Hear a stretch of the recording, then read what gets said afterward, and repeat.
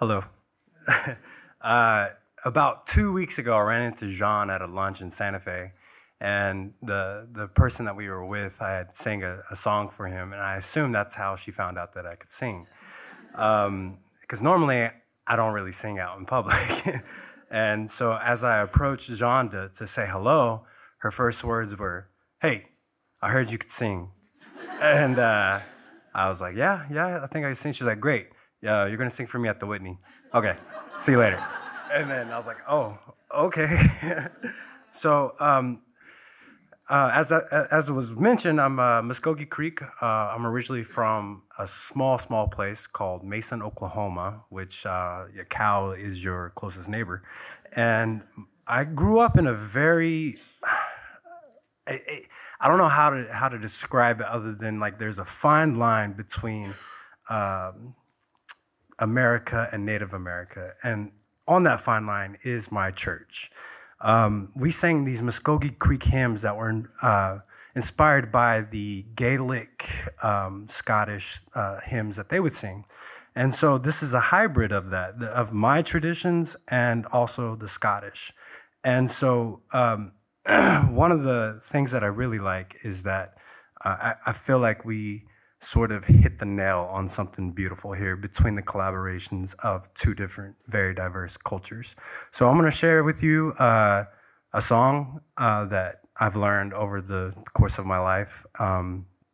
And these songs were actually sung on the Indian Removal Act when Andrew Jackson moved. My tribe was originally from Georgia and Alabama, but we had a little real estate problem back in the 1830s.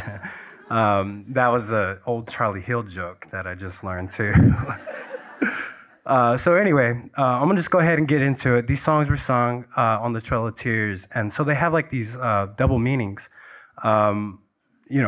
One's about making it to the other side of making it to Oklahoma, whereas the other meaning is making it to the other side of what is that next journey, as Jean eloquently put earlier. So, okay, here I go. And bear with me. I'm not really known for this. Oh, how we may happy I got this. Oh, how we may happy I got this. It's gonna call happy ya na. It's gonna call happy ya na. How we may happy I got this. Oh, how we may happy I got this. Because happy ya na. Because happy ya na. How we may happy I got this. Oh, how we may happy I got this. Akasama happy ya na. Akasama happy ya na. How we may happy I got this. Is forget o meis it gescos. Is forget o meis it gescos. Is kinaka agir happy ya na. Is forget o meis it gescos. Is forget o meis it gescos. Bravo.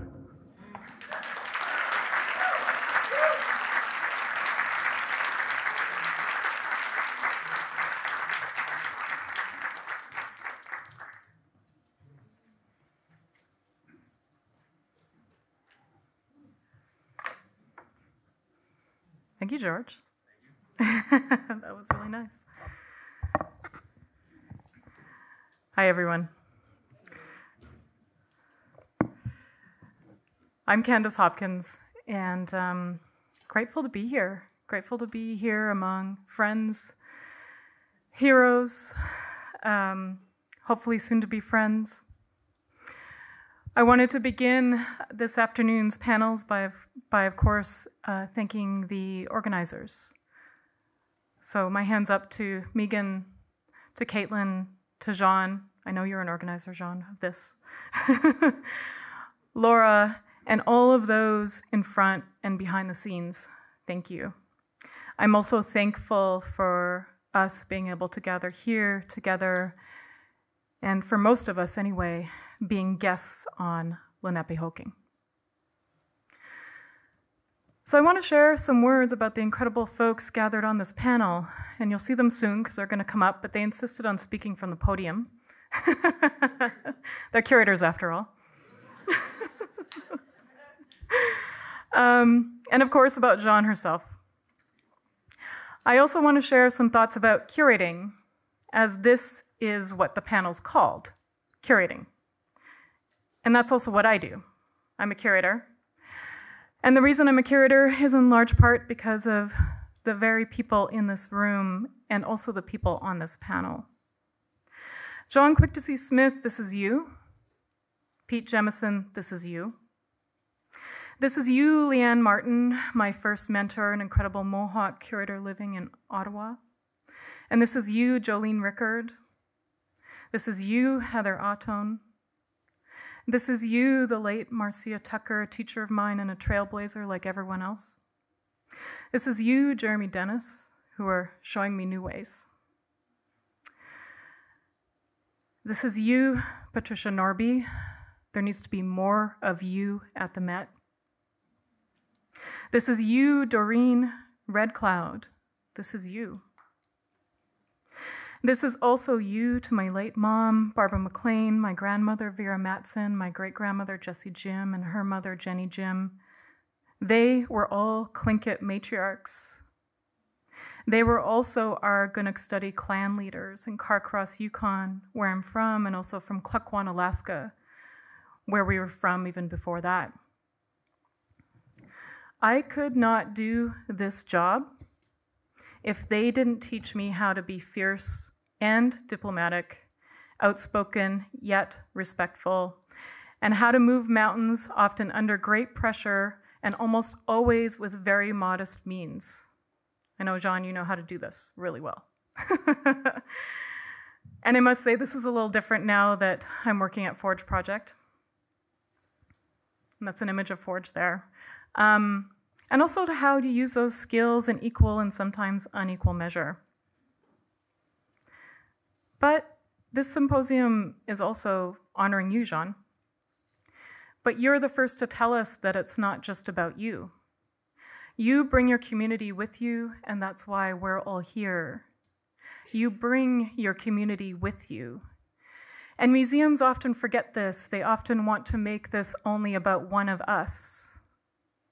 This gathering is Jean's gentle and generous reminder that we are all related. And if we make this only about one of us, it will erode the deep roots of community. When I was writing a brief essay for the Whitney Museum monograph on Jean's curatorial practice, I began going through a small fraction of the 72 boxes of archives that Caitlin Chesson single-handedly scanned in the small back room at Garth Greenan Gallery. And it was there that I came across many handwritten letters to artists, to friends who are also artists, which now, Jean, is pretty much everyone you know. Encouraging them, giving them feedback on their work, imploring galleries and museums to pay them, imploring museums to reimburse her for catalog costs, always modest, for shipping. What I also read were your letters to museum directors, big and small. And when I say that, I'm not talking about the size of the museum directors, I'm talking about the size of the museums. Also to tribal museums and community centers. But it was in those settler museums, if she already had her foot in the door, she was educating the directors in her usual firm yet kind way. And one by one and one by one, she was creating allies. And she was doing it in these large and small spaces all across the country. And I must say, she's pretty good at converting people. And Jaune's archives contained dozens of brochures, and they advertised events, large and small, that she had organized. And there were also things like accounting ledgers that were both typed and written by hand, and letters to administrators requesting and sometimes, again, imploring that they pay artists. It seems to be really difficult for institutions to pay artists sometimes, as well as asking, publishers to pay writers and vendors to do the same. But among them, there were also these long letters between Jaune and other artists, often simply just talking about their work, giving them feedback. Artists would say, "What do you think about this photo?" And Jaune would tell them what they thought, pretty honestly, too. It's pretty hard to get honest feedback from a friend. And in reading the letters, it was clear that these are not only close colleagues and friends, but part of a large network that stretches across the country and into Canada and beyond. And we, sitting here, are all evidence of that network. And what I learned through those archives and through those papers was that they chart a career and they chart a network of relations. This isn't about the career of one person, this is about a network of relations. Jaune has curated, since this is a panel on curating, Jaune has curated more than 30 exhibitions, the majority of those organized starting in the late 1970s, throughout the 1980s and 1990s, shortly after she had completed her master's degree at the University of New Mexico, after being told that she couldn't be an artist, that maybe being an educator was better. And this timing was important because this was when dominant colonial history was being questioned and openly challenged by us. And I imagine, and I said this, I imagine that Smith became a curator because she had to, and this is true for everyone on this panel. We became curators because we had to.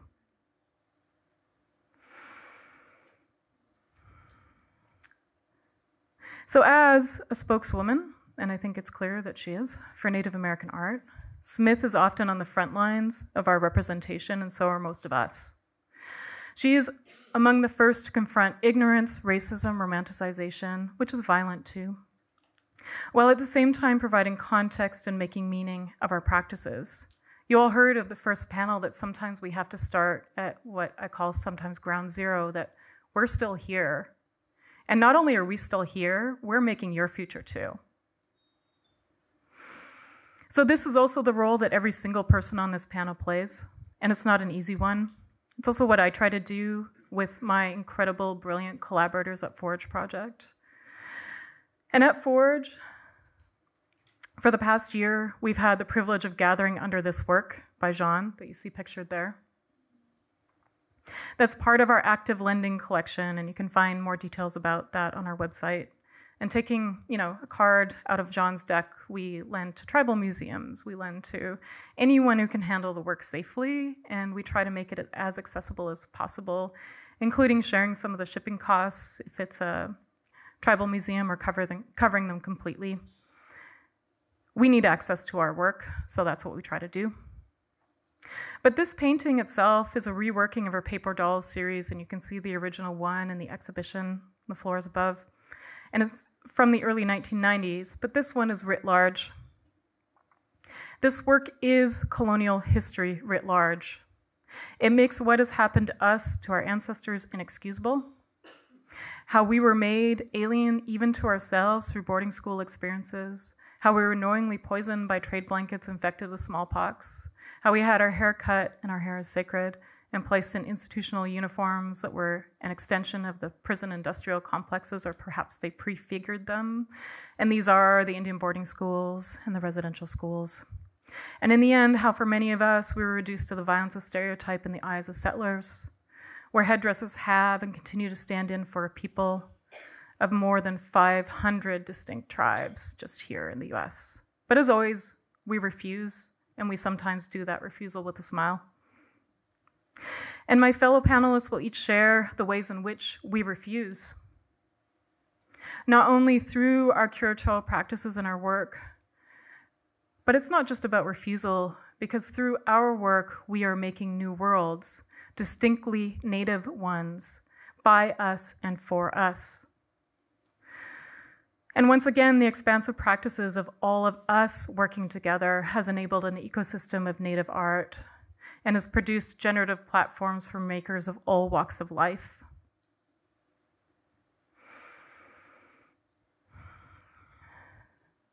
So our presence, and people have said this before, but I want to repeat it, is our survivance. And when I speak of the impact of Jaune's practice as an artist and a curator, from everyone's impact as an artist and a curator, I speak from this place. I see it as our role to find ways to make use of these resonances so that they can further erode colonial foundations. Something that I argued is a tradition long held by Native women, but it's a tradition long held by all of us. So I'll say before the panelists come to speak and share their worlds with you, what each of us are offering today are not necessarily decolonial models. They're non-colonial ones. And that if everyone in the museum world did things like these folks do, we wouldn't need DEI consultants and would actually save museums a lot of money. Just putting it out there. And with that, I want to briefly introduce my fellow panelists, but I know they'll do a better job of introducing themselves, but also in the order that they're speaking. And just a reminder that our presentations are meant to be about 10 minutes and that Jolene Rickard is deeply skeptical that we'll stick to that. Just saying. We'll see, Jolene, we'll see. So we'll hear first from Heather Ahtone, and Heather is someone that I've been grateful to know for many, many years. And Heather, along with her incredible collaborators at the First Americans Museum, has been able to create, I think, an Indigenous monument by and for us. That hasn't happened before, I don't think.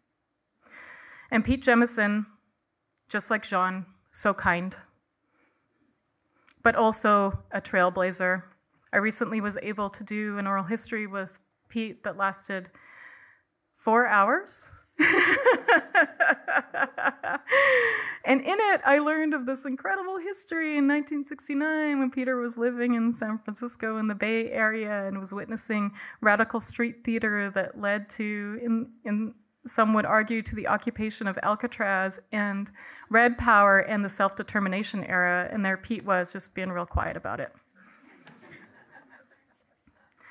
And to Dorene Redcloud, I'm grateful to know you. I'm grateful to know you because the Eiteljorg has quietly been doing radical work and honoring great artists, even when the bigger museums were not paying attention. And Dorene's bio isn't included in your handout, so I wanted to read a bit about Dorene. Dorene's an enrolled member of the Oglala Sioux tribe.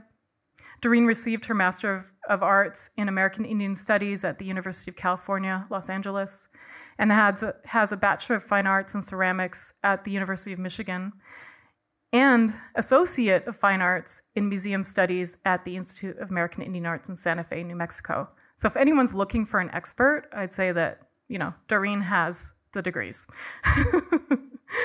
And Red Cloud worked at the National Museum of American Indian, Smithsonian Institution as a repatriation research specialist from 1999 to 2003. And if anyone's done that work, it's really hard work. And after a number of years spent working outside the museum field, she joined the Eiteljorg in October of 2016, where she is Curator of Native American Art. And Jeremy Dennis, I just had the deep privilege of spending time in Shinnecock, not at Ma's house, but near Ma's house, for a discussion that brought together members of Shinnecock community and members of the kind of museum world there on Long Island.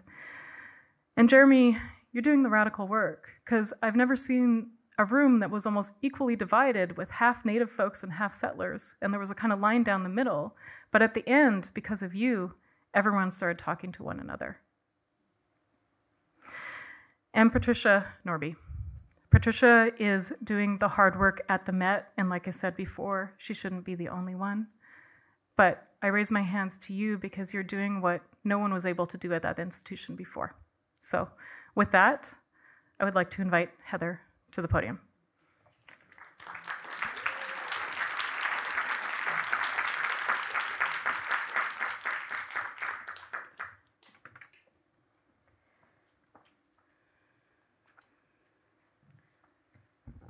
Can you hear me okay? I'm gonna have a little trouble because I was over there crying. So you'll just have to forgive me, and if you don't, you can get over it. So my grandfather taught me always to begin with gratitude, and I'd like to thank first and foremost John.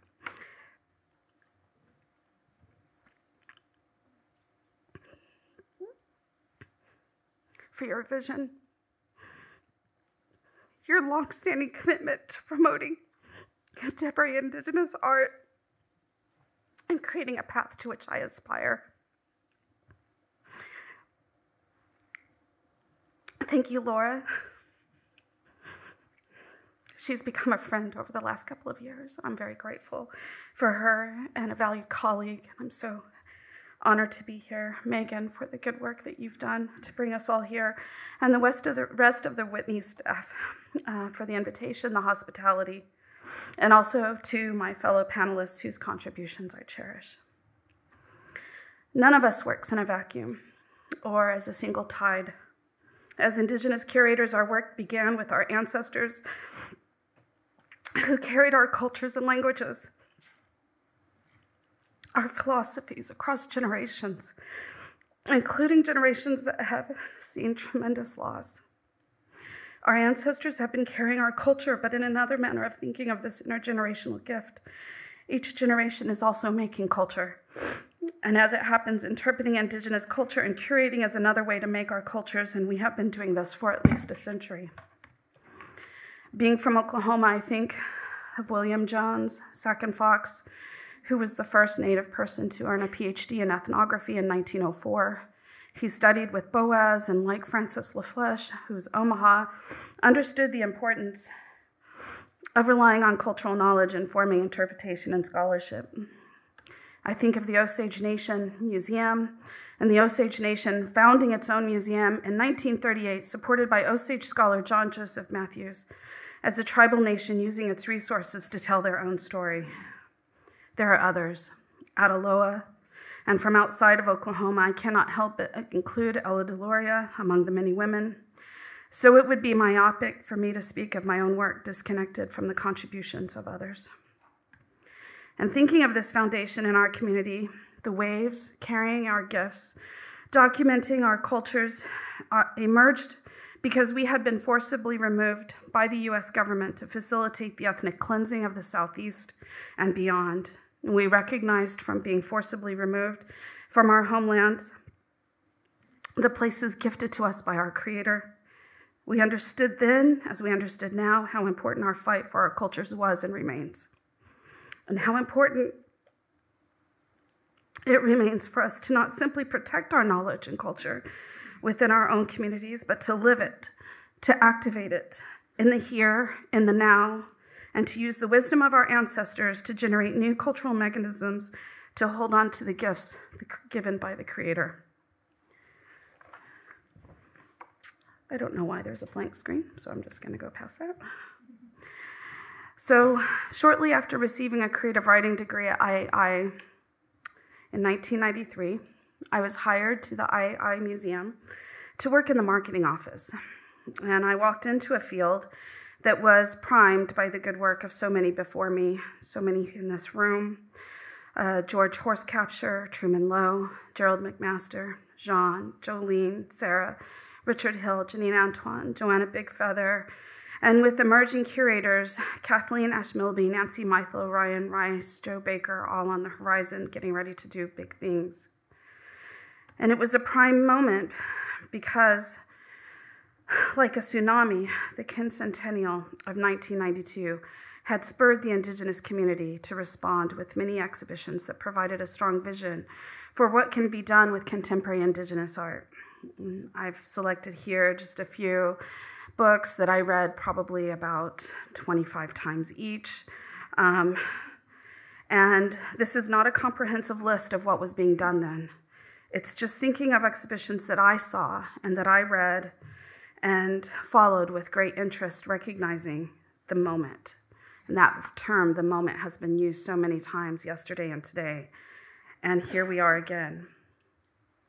As an observer, personally, I felt the impacts of these Indigenous curators as we were all being connected culturally to the deep well of knowledge that fills the deepest wells of the ocean. And in that, I struggled with my own role. And I speak to this because it's been mentioned already by several, feeling the pull to be an artist or maker, a writer, a filmmaker, an advocate, wanting to be a good mother who fed and cared for a growing family. And so from 1993 to 2006, I explored my interests within my capacities to do professional work in several organizations that served our communities, and then I landed at grad school studying contemporary art history. Contemporary art history, not contemporary Native art history. And in all these experiences, I worked through how I could use my culture to guide my work. It was in grad school that I used my experience within ceremony, drawing upon Indigenous philosophy, understanding the power of synergy, to examine Walk Around Time, a performance work by Merce Cunningham with the stage set designed by Jasper Johns, accompanied by an audio recording that was initiated by John Cage, completed by David Behrman. All of this inspired by Duchamp's Large Glass. And after receiving encouragement from Merce Cunningham and Jasper Johns, I decided I really could take this back to Native art. And I believe that the artists want this. What I know confidently is that artists make art that resonates with the truth of our cultures, contemporary expressions of culture, and fervent visual discussions about the politics of our cultural identities. But I saw very little Indigenous voice in the scholarship, very little Indigenous voice discussing these works intelligently, even with the multitude that were published in the early 1990s. And yet the artists carried their tide forward. And while looking at the many projects and art being curated elsewhere, I saw too little Native art being examined for audiences in Oklahoma. So I decided to pursue it. And I recognized that while I have ambitions, and nobody will argue with that truth, there was limited access to fully understand what it means to curate with an Indigenous methodology. And with my experience as an IAI student learning the mechanics of publishing, I felt that as mediocre as my work might be, I knew that I could feed those tides. And so I began formulating my own thoughts on how to bring the gifts given to me by family and community and the artists into the work of interpreting it. And with the willingness of the Native arts community, I started curating and publishing with the traveling exhibition. It was a little show called Art from Indian Territory. And in 2006, we took that little show and traveled it around to 5 sites, rural sites in Oklahoma, in places where nobody expected any attendance, and every single time, shocked by how many people came out. And then I followed it up with a show called Looking Indian in 2007.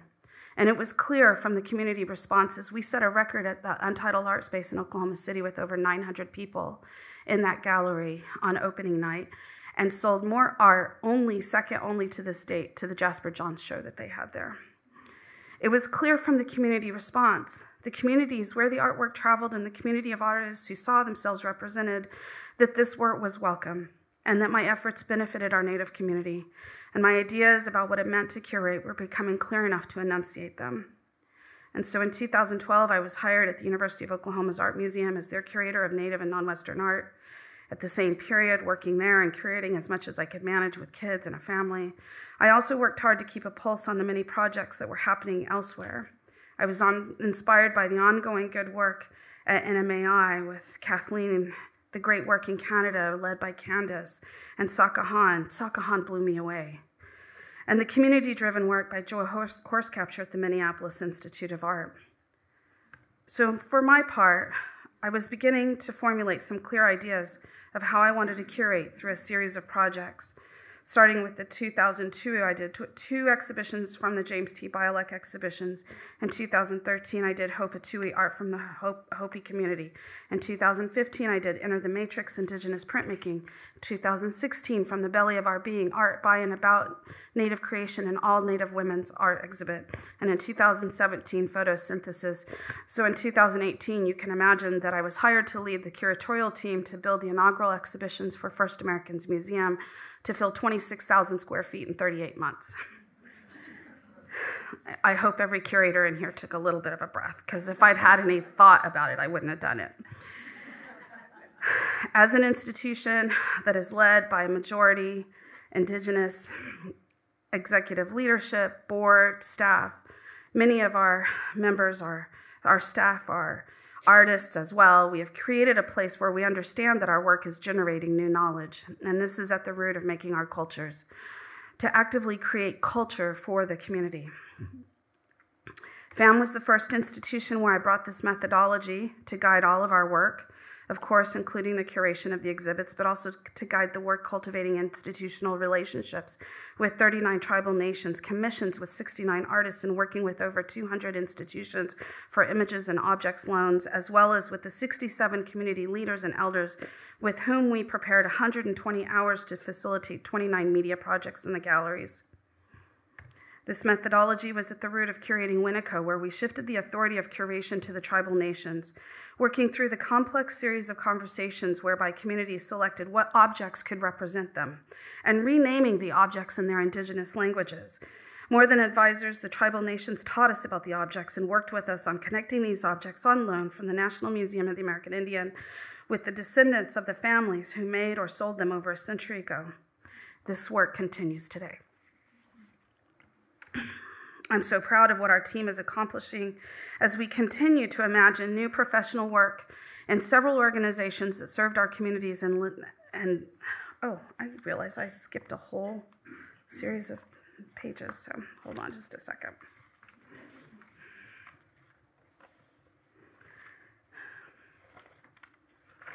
Or maybe I didn't. Maybe I'm just almost done.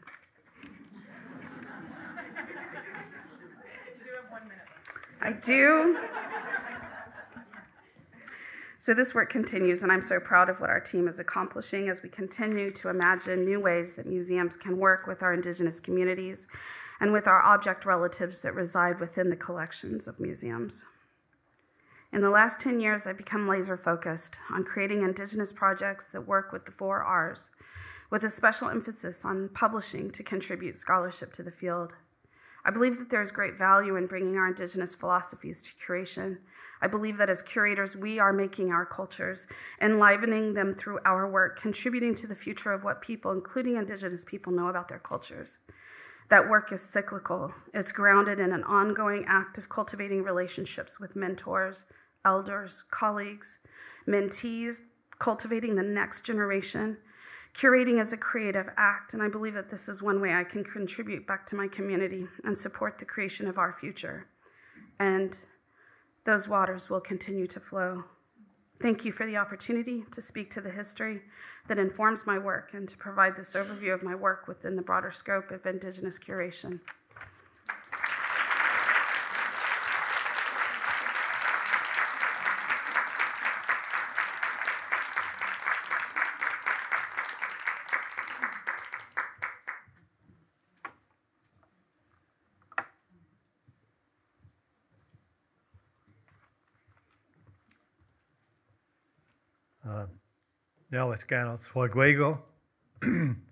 As I said this morning, Ononda Watga Ni A and Ninkenchikot them Wenichio Nanget Wenisade.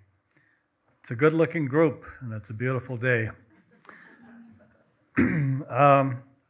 So the slide that you're seeing on the screen is where that name Ononda Watga comes from.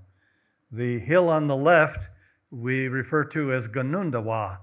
And that's kind of where we began when a great serpent came and began to devour our people.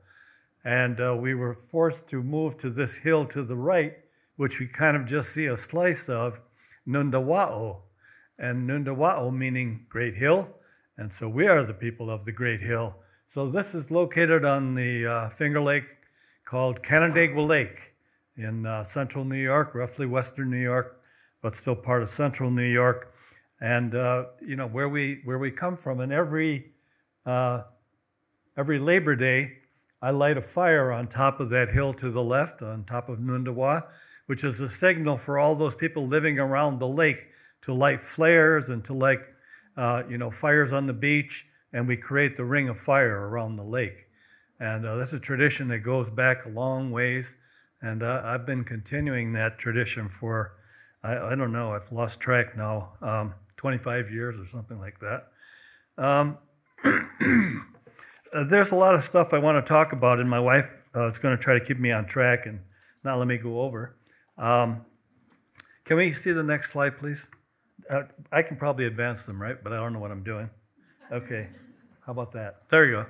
So around 1979, I showed this piece by Edgar Heapabirds at the American Indian Community House Gallery, which was then located at 10 East 38th Street.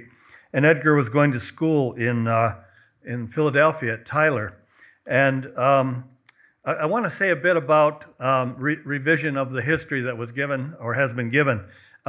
Yes, I was the first curator who really began to develop original exhibits, but there were traveling exhibits that had already begun to come to the community house before my arrival.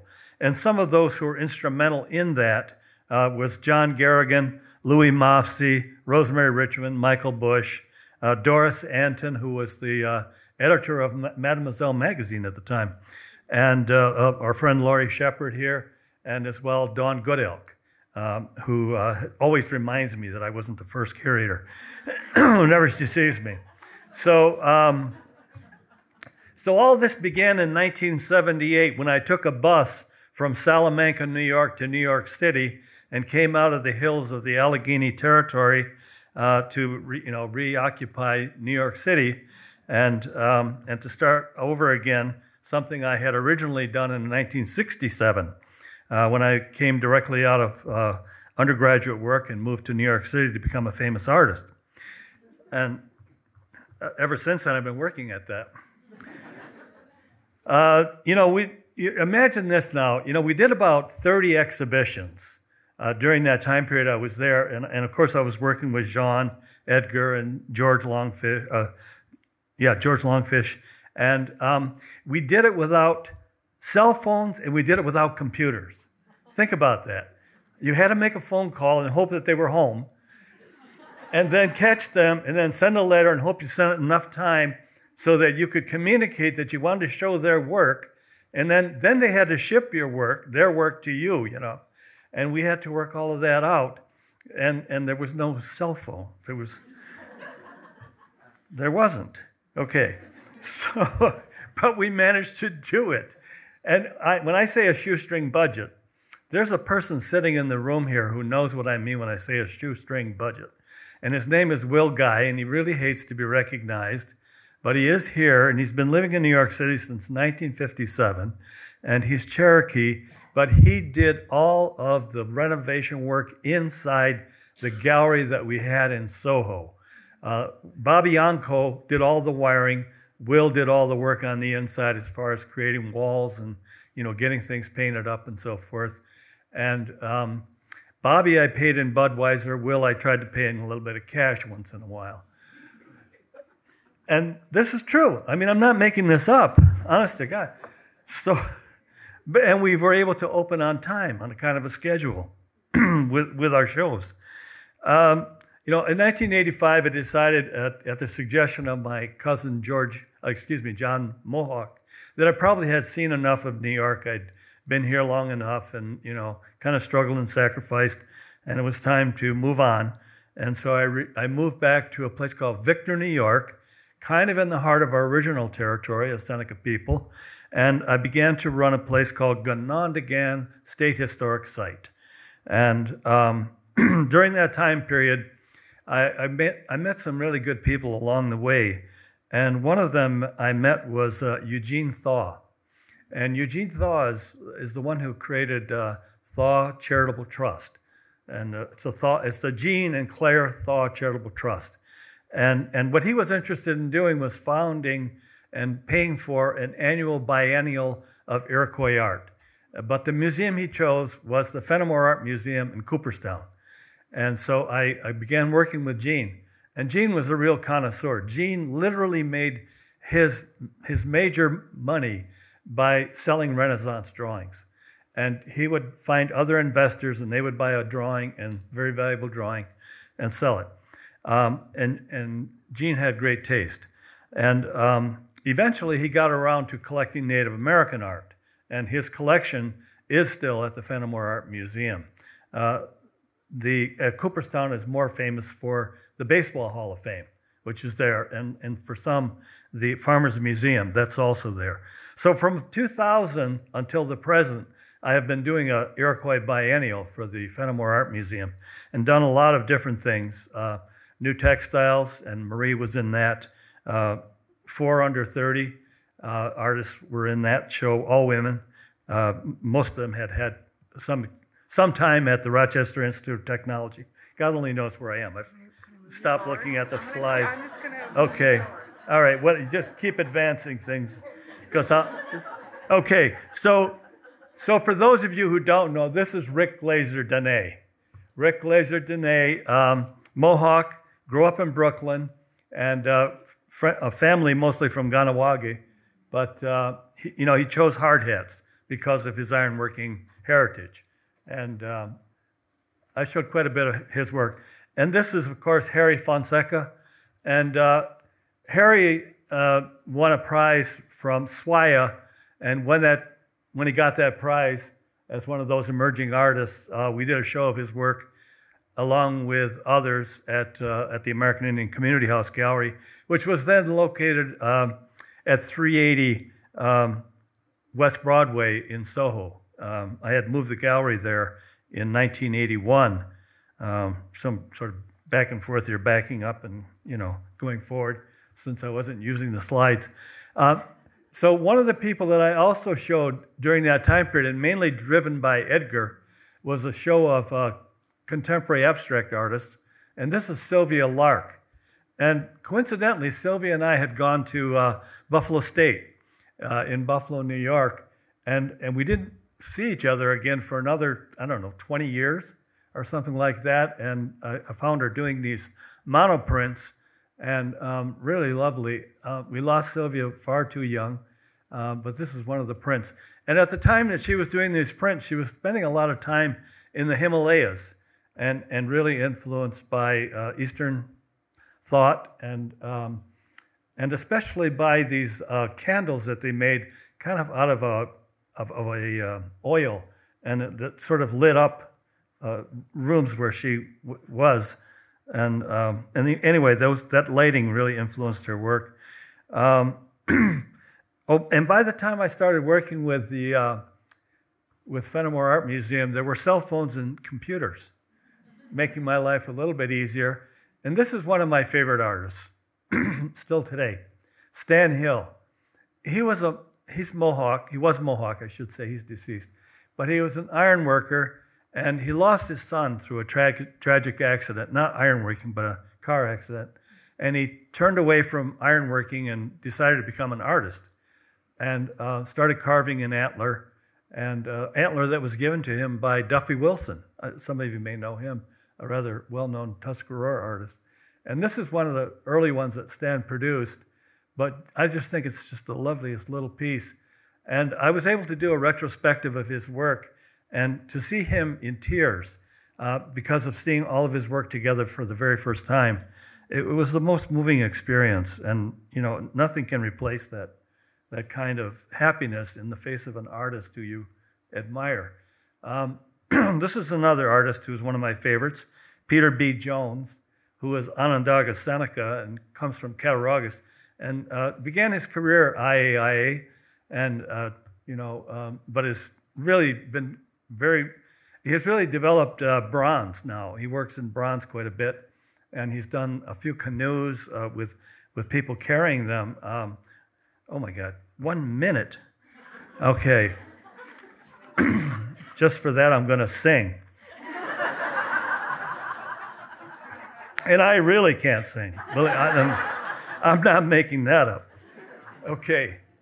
So, I got so sick of waiting for museums to do the right thing, I decided to build a museum. And that's no easy task. I had to raise $11 million.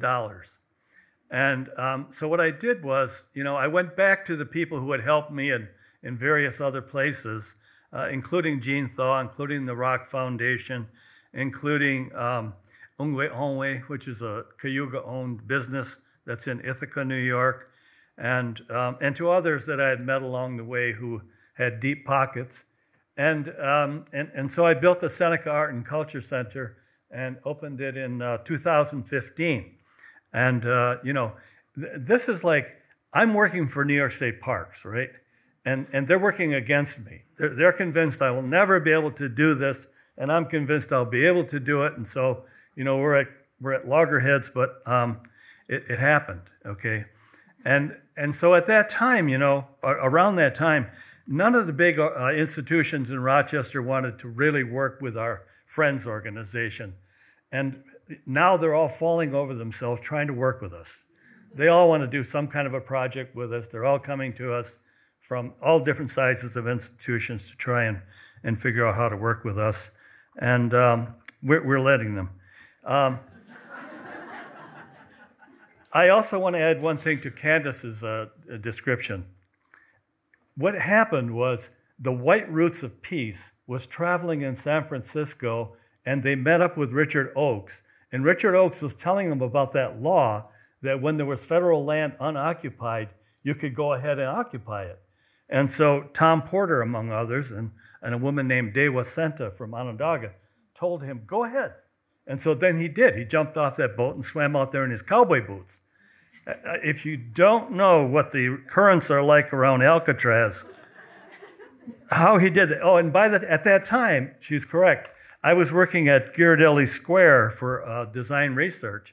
And so I witnessed the whole thing, from the shore. They were short on cash, and I didn't think I'd be any help out there.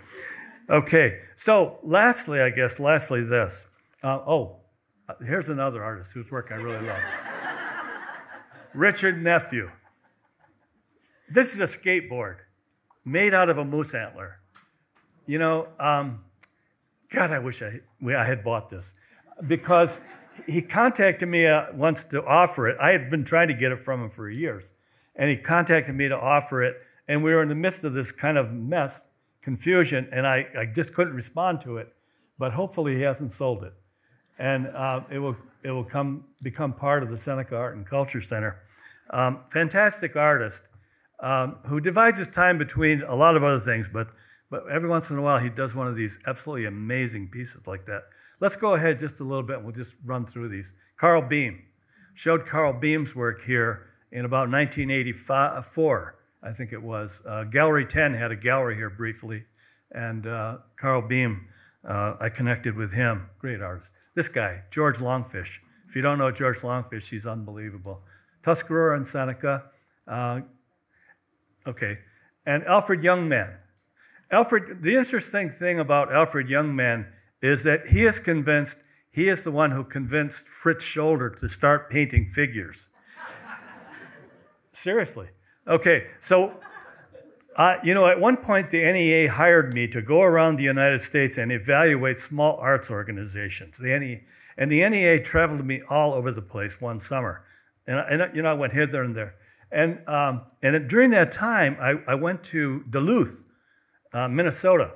And I met a guy there who told me, he said, Fritz Scholder used to teach here, but this was before he knew he was an Indian. And he used to paint stripes, right? He used to paint stripes. So there's some truth to what Alfred said about him convincing Fritz to start doing figurative work, because this is a very early piece by, by the way, Alfred Youngman did go to IAI. Okay, next one. Great artist, Tammy Tarbell. We lost her. Every once in a while, she would hit a period of depression, but just does the most beautiful work, has done the most beautiful work. One more, Carson Waterman. He's about to have a retrospective at Onosagwandate, which is the Seneca Art and Culture Center now on the territory. not the one that I built, but the one that's on the Allegheny territory. They're going to give a retrospective to Carson, who's the Cattaraugus Seneca, and this woman, Sally Benedict. Jean remembers Sally Benedict. When Jean said she was traveling through the North Country, and I was telling her about the pollution from the Chevrolet plant and Domtel and all the rest of them, Sally was the victim of that. Sally got an environmental disease, which took her life in the end, but she did so much amazing organizational work for the Akwesasne Mohawk people. And so anyway, for now, I'll leave it at that. Danito.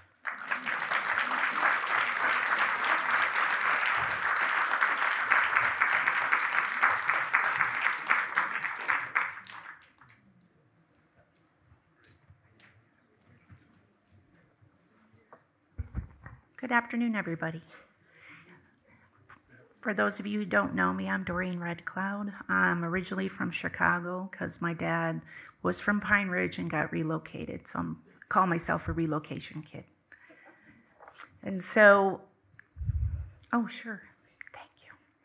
I think I can remember the button.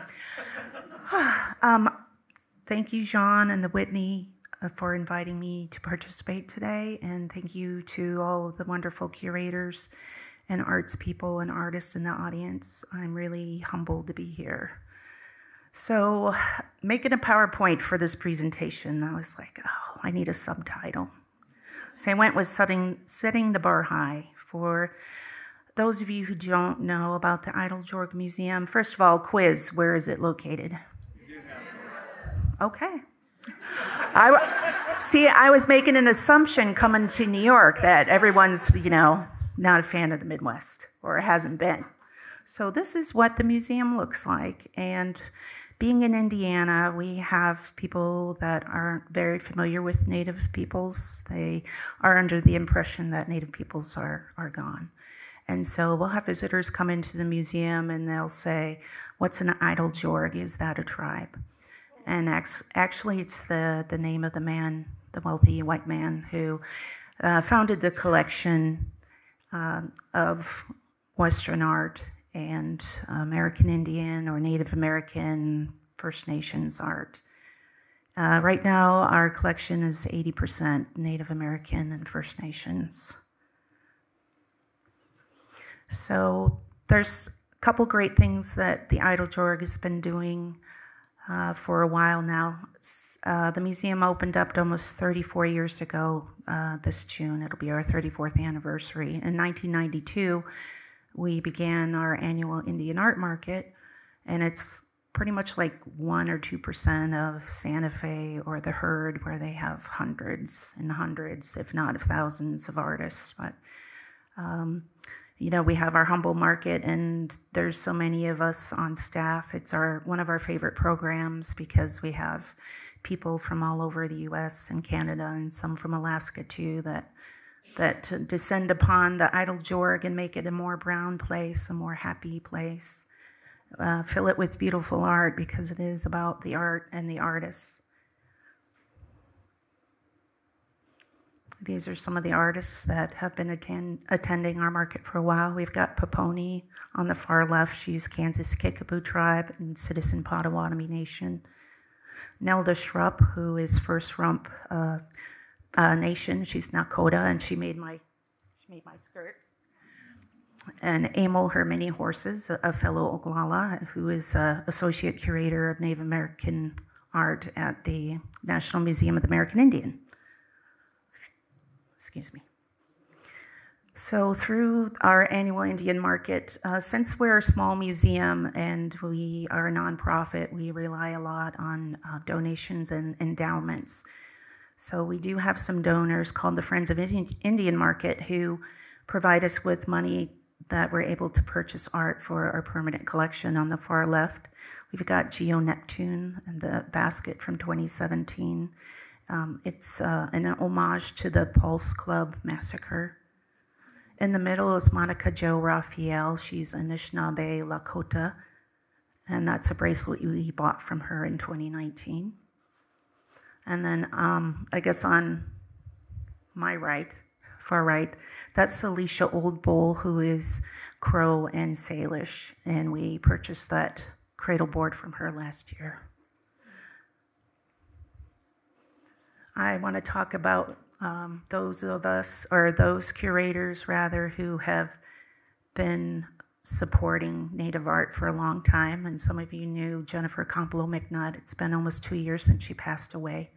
She was the curatorial force behind the Eiteljorg Contemporary Art Fellowship, which has existed since 1999. So the fellowship in a nutshell, we have an independent jury that selects 4 artists from the US and Canada who are working in contemporary Native art. And we at the museum, we curators, in line with our community advisory group, we pick the invited fellow. And so there's Jennifer at the top left, and then the very top picture is the first homecoming.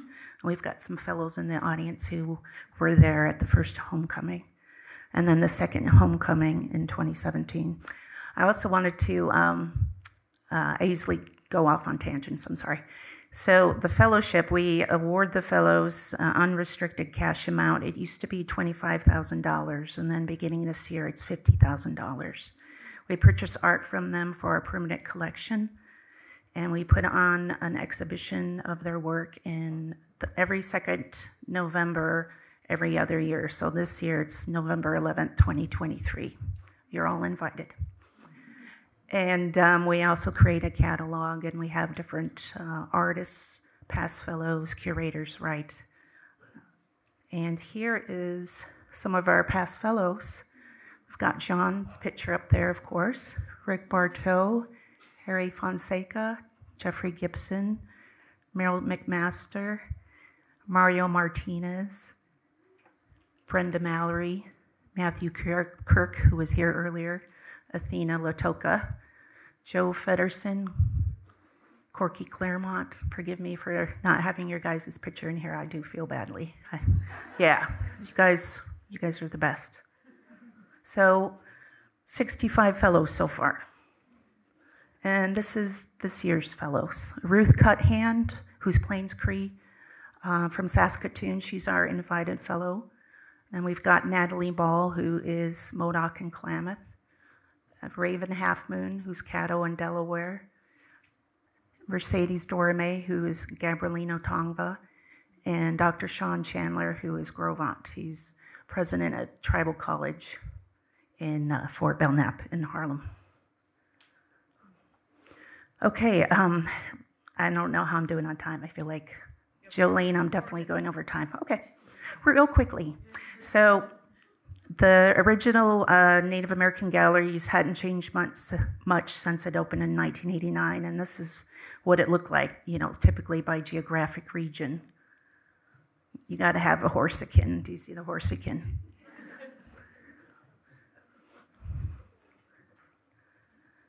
And so I had come to the Eiteljorg in late October 2016, and my boss at the time, Scott Shoemaker, who's Miami Tribe of Oklahoma, he's like, we're going to redo the galleries. I'm like, great, let's do it. He ends up leaving me in December 2020. And right before COVID, and then we hire an exhibit design firm from Ottawa, Canada, and most of our meetings were online. So I can kind of relate to Heather's stress. I think Heather had more stress than me about trying to get things done. We did not do as much consultation with local communities as much as we wanted to because of COVID, but we worked with our Native American Advisory Council. And the picture on, I guess, my far right, or over there, is the ribbon cutting from last June before we opened the galleries. And then afterwards, we presented everybody with a blanket, because it's all about the community and not being afraid to ask for people's input and to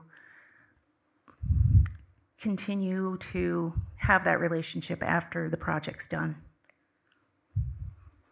In a nutshell, our big idea was since forever. That's what I like to say instead of time immemorial, because we Native peoples have been here forever. The first peoples of North America have created items of aesthetic beauty for diverse purposes. Therefore, art is an essential part of being. It has always been and continues to be a way for Native peoples to express, exist, persist, and resist. Being in Indiana, we have to stress to people that Native peoples are still here. We're still alive and that we're diverse. And we are the authority of our own stories. And that Native art is on a continuum. What's old informs the new and vice versa. So something that was made hundreds of years ago was contemporary. Something made hundreds of years from now will be rooted in tradition. We have 3 themes, and I think I'm running out of time, so I'm just gonna, instead of doing the usual breaking down the galleries by geographic region, we did themes that are common to most Native peoples, and that's relation, continuation, and innovation, and I'll go over the relation part. It's really about Native peoples' relation to land and spirit, animal and plant, and to one another as a community. And for some people, that's the hardest to grasp, our connection to the land. Why, when you always are around Native peoples, they're always like, who are you, where are you from? Because it is about the land. And since we're in the Midwest, we also wanted to talk about the mounds, because there are cable shows that like to say that ancient aliens built the mounds, which is not true. It's related to Native peoples living today. And so here are a few pictures. It's hard to get a sense of it, but we have our land acknowledgement, and then we had a condensed version, so you could be literally walking on the land acknowledgement. This is the introductory space. That installation was commissioned by 2019 Eiteljorg fellow Hannah Claus, who's Bay of Quint Mohawk. And then we have an education space, because we do get a lot of school groups who visit and want to learn more about the Native peoples of Indiana. The other slide is talking about the relationship to land and to those ancient places. We got continuation. We came up with low-tech interactives that I see people of all ages playing with or working on. And then in this section, we're referring to boarding in residential schools, forced migration, and relocation. The last section is innovation, which to me is really celebration of Native art, all Native art. And then we have a bookend entrance with the same kind of thing, talking about artwork that's related to creation stories, because we have our own creation stories. And I wanted to end on that note, that young lady on the quote square, because it's all about, for me personally as a curator, want other Native peoples to come to the Eiteljorg and feel like they see themselves, or it's like a home. Thank you.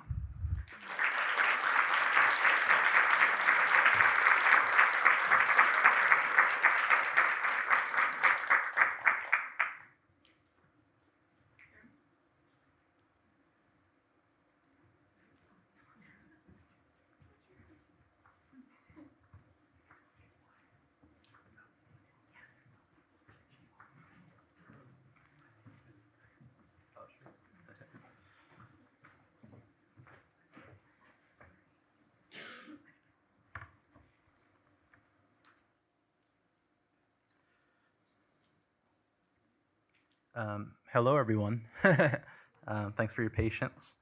It's so good to be here. My name is Jeremy Dennis. I'm from the Shinnecock Indian Nation in Southampton, New York.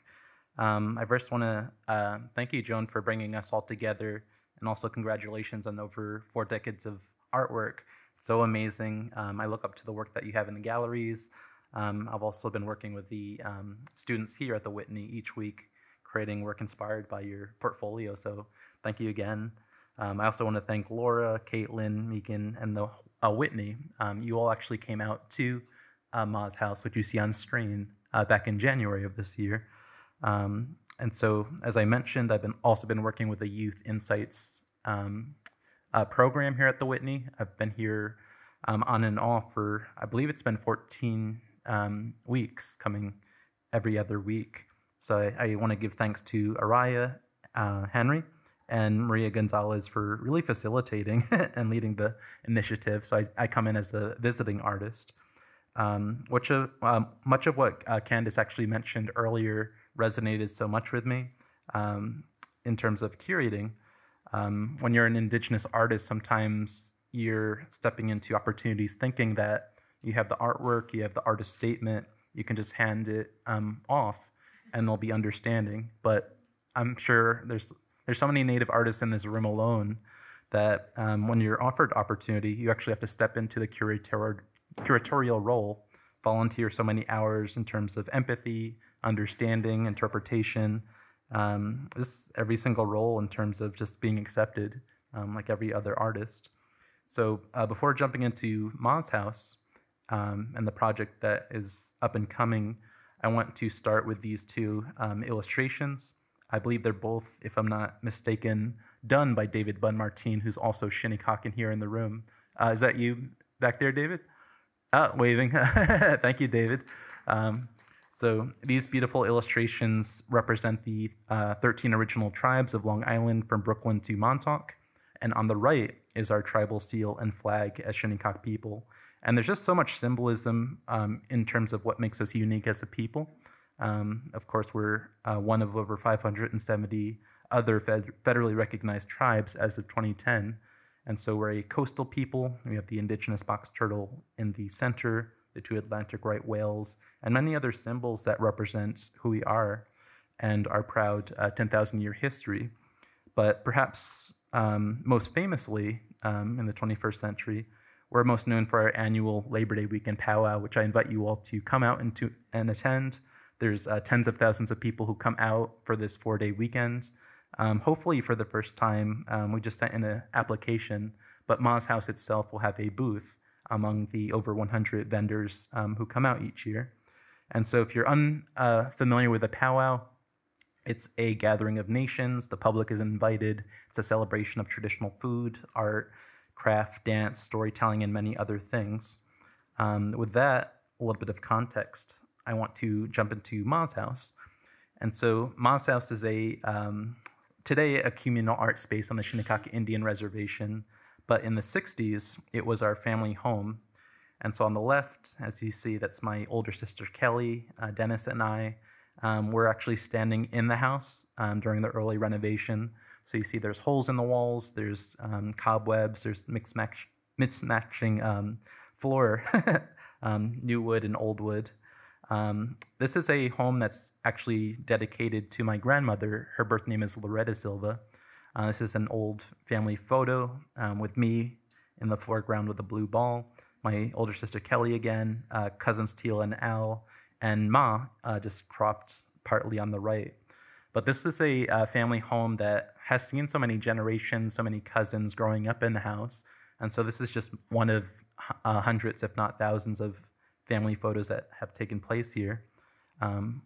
When Ma passed away in 1998, she wasn't an artist. Her daughter, Denise Silva Dennis, my mom, is an artist, but she always dreamed of turning her home into a museum of some sorts, dedicated to Shinnecock history, dedicated to family history.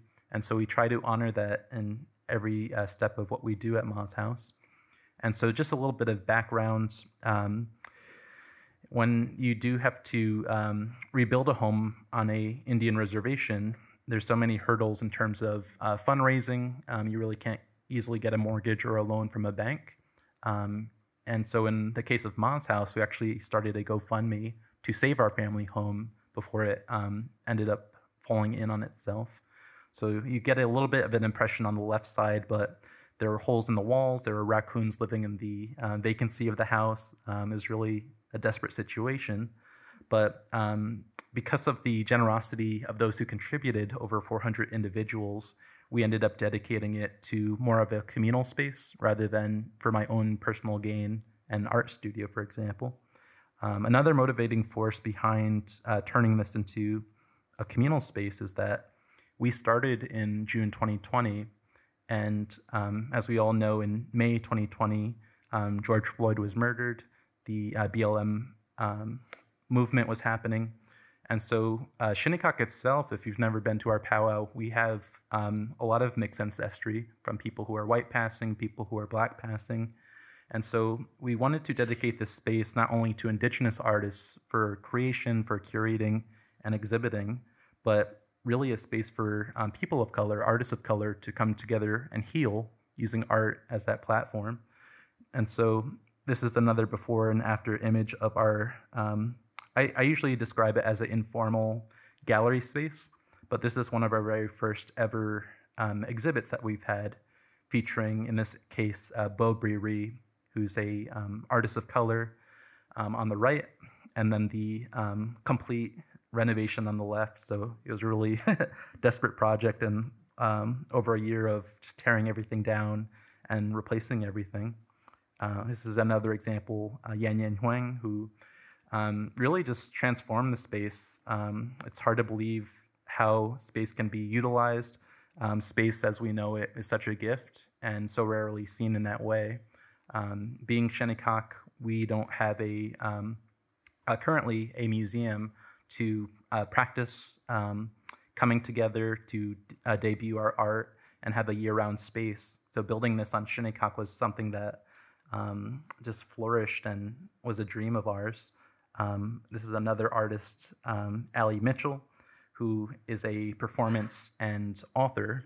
So we have an array of different visual arts, performances, poetry readings, and we really, perhaps in this presentation, it's more of an invitation to come out and experience Ma's House.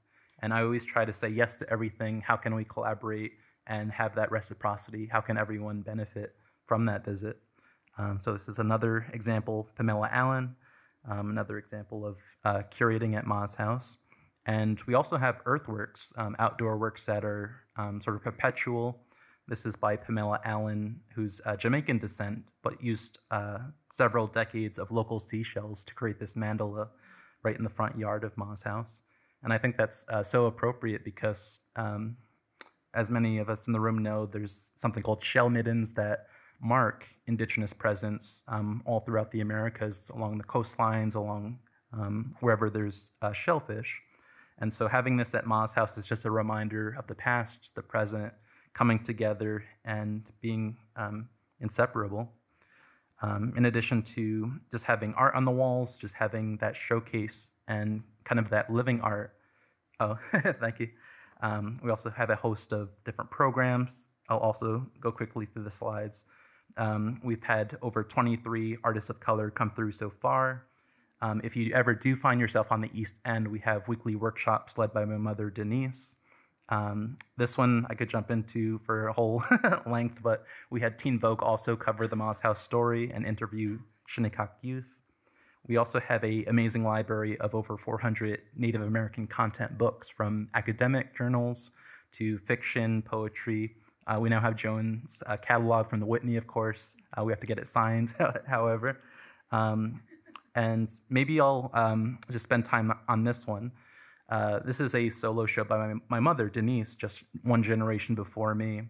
But this is her first ever solo show after 40 years of being a practicing artist. So the immediate need for spaces like Ma's House is so apparent. There's such a need for Indigenous curators to make that possibility happen.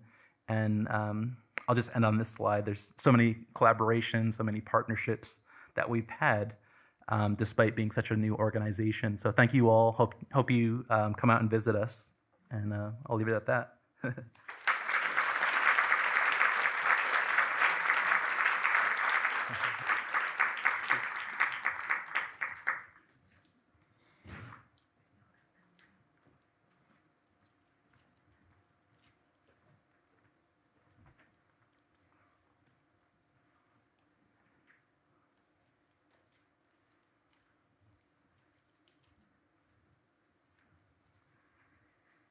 Nadi Hamashak.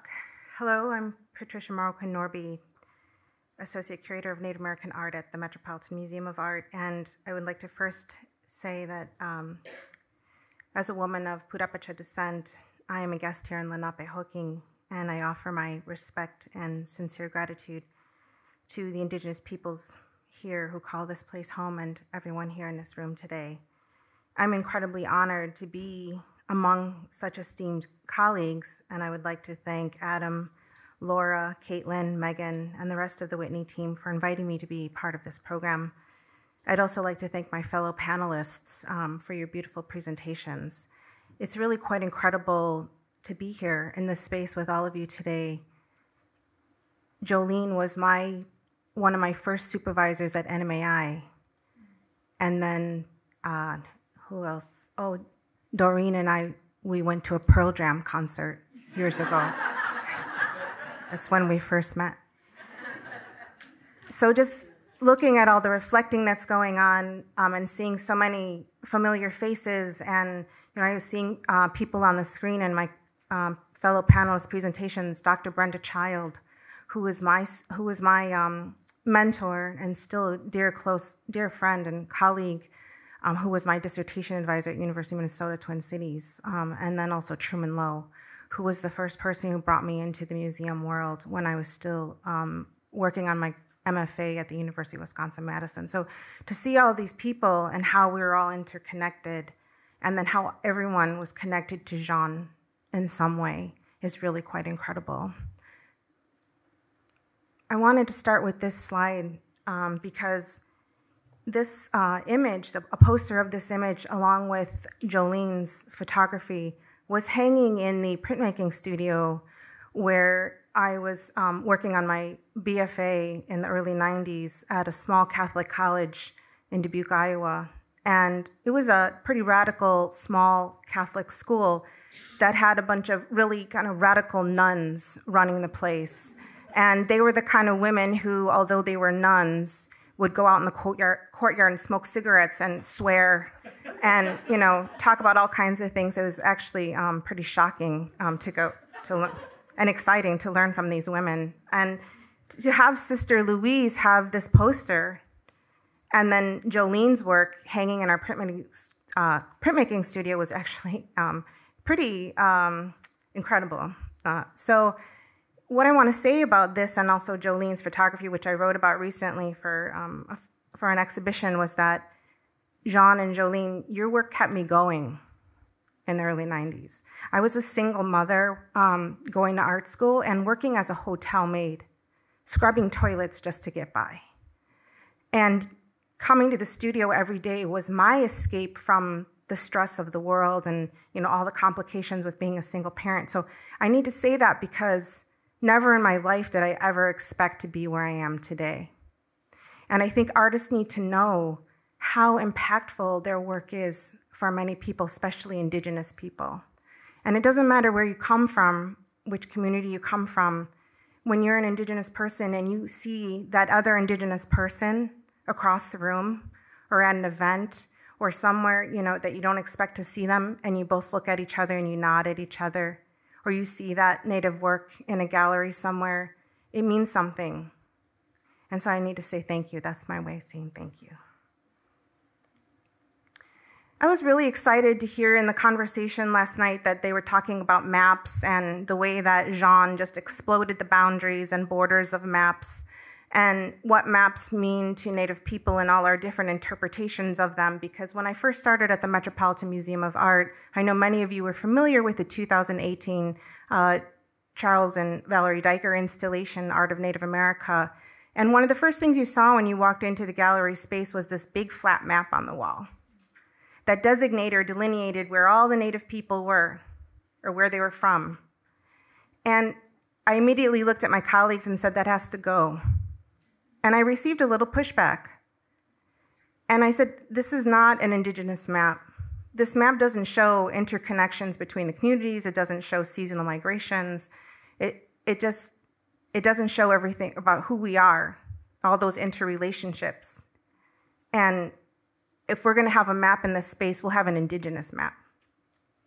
And so they respected that. And I also had to emphasize further, when you go into in the modern and contemporary wing, we don't have a map of where Cody, Wyoming is for Jackson Pollock to explain where he's from. So why would we have that in this space? And so we took down that map, and instead we installed this land and water statement. And I want to say that it's not an acknowledgement that we've been hearing so much about. This is a statement about how we'll work together in collaboration with Native communities moving forward. And I'm just going to read really quickly from it. Okay. We commit to pursuing continuous collaborations with Indigenous communities and present Native art in a manner that is inclusive of Indigenous perspectives, involves guidance from source communities, and creates space for respectful listening and thoughtful dialogue. We'll work to advance Indigenous experiences in the Met's collections, exhibitions, and programs. We will strengthen our awareness of historical and temporary environmental issues in the New York region throughout North America in order to thoughtfully reckon with our institutional legacy and its impact on the land, waters, and original peoples of this place, which are and always will be inextricable. So that was installed in 2021, and we're now in 2023 and moving quickly into 2024 for museum people. We always think a year or two ahead. And we've kept those promises. We've steadily kept those promises in many different ways. Through our exhibitions, which include Native community members, artists, individuals, as collaborators, as co-curators, as authors, in every way that we possibly can. People ask me, how do you make change at the Met? What do you do? What's your strategy? And I say, I keep my foot in the door. I keep that door open for as many Indigenous people as possible to bring them in and welcome them and help them to feel welcome in this space. I want to mention this installation because this is the opening foyer of Art of Native America. We changed this space. We shifted it during the pandemic to create a contemplative space that was warm and inviting and uplifting for people who wanted to come into the museum, get out of the busy New York city life, and be able to sit quietly. And I love that combination of these two works by two powerful Native women. Marie Watt talked about how blankets are one of the first things that a human being experiences that they're wrapped in when they're born. And so we wanted to have something there that talked about community, expressed community and connection and warmth and welcoming. This is the same space today. This is a project that we worked on with Dr. Brenda Child, who is one of the premier scholars of the jingle dress.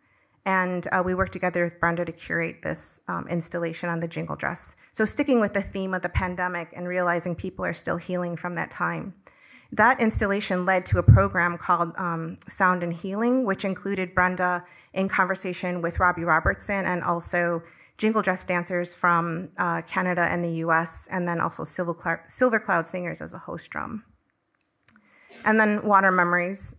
This also included a number of community members expressing their connections, both Native and non-Native connections with water, relationships with water, memories of water. We also invited community members from across New York City to create mirror shields, and Chinupahansgaluga came and led a workshop. Everybody was compensated for their time.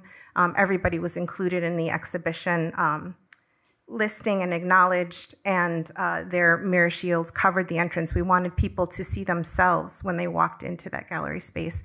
And then these are now deinstalled and will be given to land and water protectors in Minnesota.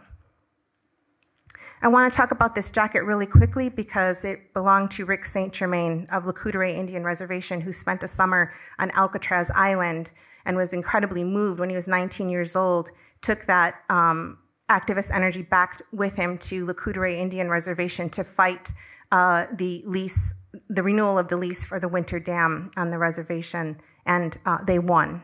The tribe won control of that dam. And it was just powerful in this gallery space with all the white marble.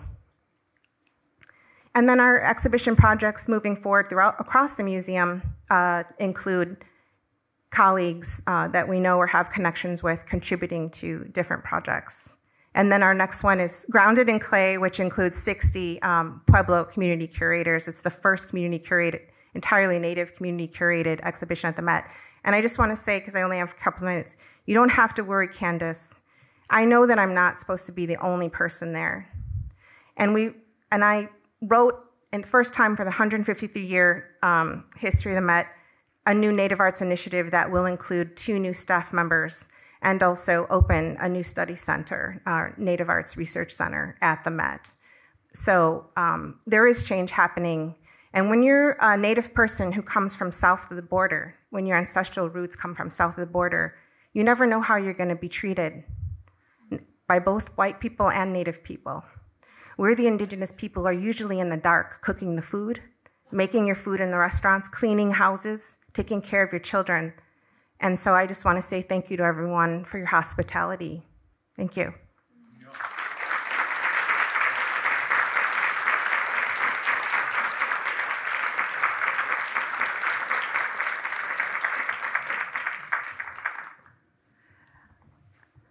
So I have to say that Jolene was half right.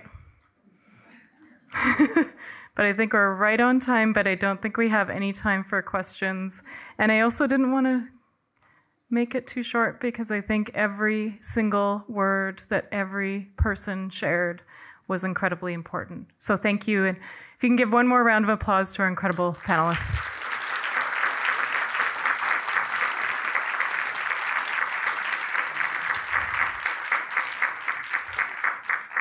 And please remember the histories that they shared, the artists that they shared, the features that they shared, because we can all learn from that. So thank you.